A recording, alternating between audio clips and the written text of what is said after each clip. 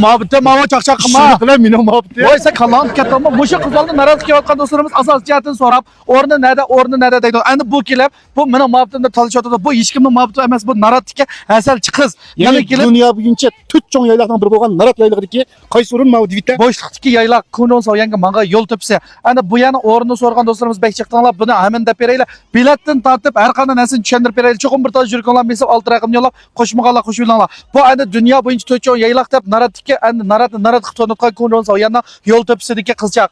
Bir yerde yani maşında özellikle 30 kırmızı depkip kalsanlar naratın 48 saatlik vakti bileti 95 koy bir adam. 18 yaşından töyünüke yerim bilet 60 yaştan 70 yaşça 20 bilet 70 yaşdan üstüge bilet ilamaydı. Onun sırf yani 40 koy krapılı başına koysanlar 135 koyla bir köy oynayalayıslar. Yeni bir hoş geldin de öteydi.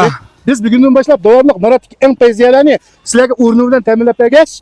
Yanılan bizden fens tuqqanlarga narat kelgende necha yuz koyda yatak yatmasanlar buldu. Yanılan 99 koyga 5 adamda yatadım kichi yatadigan yatakni bizlar aloqalasanlar biz davomli teminlep beramiz. Bir tane jürük olan bilsem alt rakam yollap koşmağala koşuyorlar. Çokum erziydi. Onda biz qana qilamiz. Yani davamlıq bundan keyingi filmlarga diqqat qilsanglar naratning har qanday yerlarida bir düşendirib beramiz.